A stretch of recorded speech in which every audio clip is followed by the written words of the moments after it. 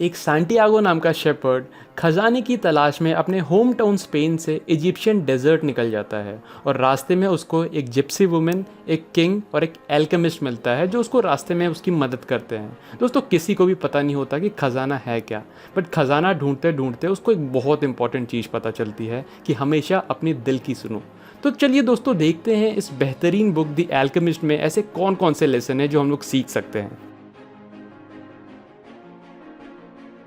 विजय 9 to 5 एक advertising firm में काम करता है। वो सुबह कैसे भी अपने बेड से उठता है, फिर ब्रश करता है और ऑफिस जाने के लिए मेट्रो में बैठ जाता है। ऑफिस जाके वो सबसे पहले अपने मेल्स चेक करता है, फिर उसका बॉस उसके ऊपर थोड़ा सा गुस्सा करता है, फिर वो खाना खाता है और आने के बाद उसका क्लाइंट उसके ऊपर गुस्सा करता है।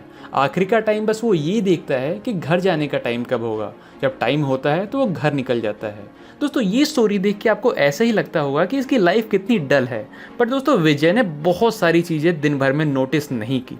विजय ये नोटिस करना भूल गया कि कैसे उन बूढ़े अंकल ने उसको मेट्रो में अपनी सीट दे दी क्योंकि ये बहुत ज़्यादा थक गया था। तो वो ये नोटिस करना भूल गया कि कैसे उसके बॉस ने उसको एक एप्रिसिएशन मेल लिखा उसके हार्डवर्क के लिए। वो ये नोटिस करना भूल गया कि कैसे उसके नेबर ने उसको एक बड़ी सी स्माइल पास की जब वो ऑफिस से घर आए। तो दोस्तों हमें हमेशा लगता है कि हमारा आज का दिन भी पुराने दिन की तरह बोर जाता है, बट हम हमेशा छोटी छोटी खुशियों को देखना ही भूल जाते हैं। इसलिए lesson number 1, recognise the good things. अब दोस्तों ज़रा ये देखिए कि आपका जो पास्ट था वो बीत गया प्रेजेंट है और जो फ्यूचर है वो आने वाला प्रेजेंट है। इसलिए हमारे पास सिर्फ प्रेजेंट ही वो टाइम है जिसको हम लोग अच्छी तरह जी सकते हैं। आपको अपने पास्ट के मिस्टेक्स के बारे में नहीं सोचना या फिर फ्यूचर के बारे में टेंशन नहीं लेना, मगर इसका मतलब ये नहीं है कि आपने पास्ट के मिस्टेक्स से ना सीखो या फिर फ्यूचर की प्लानिंग ना करो। आपको हमेशा माइंडफुल रहना है और उस सिचुएशन में हमेशा प्रेजेंट रहना है और हमेशा एक थॉटफुल डिसीजन लेना है। इसलिए lesson number 2, live in the present. दोस्तों विजय की लाइफ डल इसलिए थी क्योंकि उसका कोई ड्रीम नहीं था। दोस्तों मेरे हिसाब से सबका कोई ना कोई ड्रीम होना ही चाहिए। दोस्तों जैसे कुछ ही महीने पहले मेरे को बैक इंजरी हो गई और मुझे लगा कि मैं आने वाले मैराथन में नहीं दौड़ पाऊंगा, पर दोस्तों मैंने हार नहीं मानी। मैंने योगा किया और अपने बैक को जल्दी से जल्दी फिट करने की कोशिश की। मैंने अपने मेंटर के बहुत सारे वीडियोस देखे जिसने मेरे को मोटिवेट किया और मैंने उस मैराथन को जीत लिया। दोस्तों जब मेरा ये ड्रीम कंप्लीट हो गया तो अब मैं अपने अगले ड्रीम को कंप्लीट करने की कोशिश में लगा हुआ हूँ। इसलिए दोस्तों अगर आपको ये पता नहीं कि आपका ड्रीम क्या है तो कुछ ना कुछ नया ट्राई कीजिए, बट जो भी आप ट्राई करो कभी सपने देखना मत छोड़ो। इसलिए lesson number 3, life is interesting when you have a dream.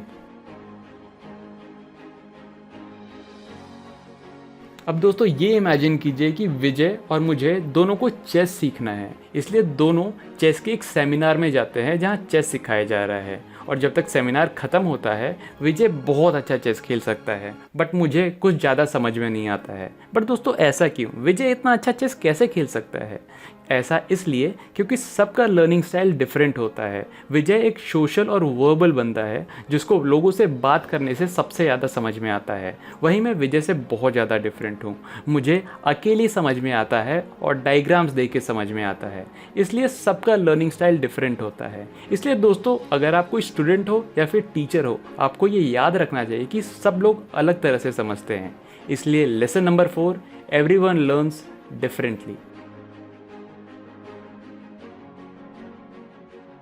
विजय बहुत ज़्यादा गुस्सा करता है, लेकिन लोगों को गुस्सा करने वाले लोगों के आजू बाजू रहना बिल्कुल नहीं पसंद। विजय ये नोटिस करता है और ख़ुद की पर्सनालिटी को इम्प्रूव करता है, तो वो ये चेंज देखता है कि लोग उसके और दोस्त बनना चाहते हैं उससे भागने के अलावा।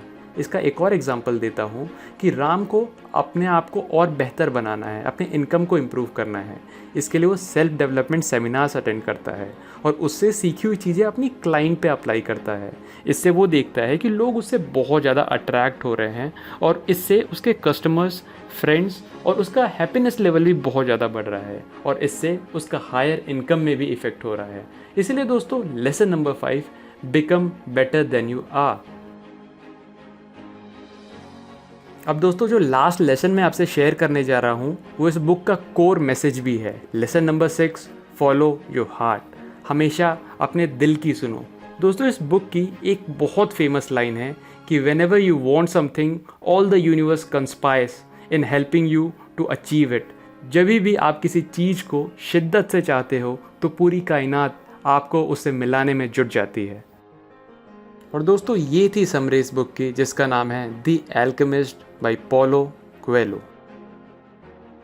थैंक यू सो मच दोस्तों। अगर आपको वीडियो अच्छा लगा तो नीचे कमेंट सेक्शन में प्लीज़ कमेंट कर दीजिए कि आपको वीडियो ये कैसा लगा। मैं सारे कमेंट पढ़ता हूँ और मेरे को बहुत अच्छा लगेगा आपके थॉट्स जानकर मेरे वीडियो पे।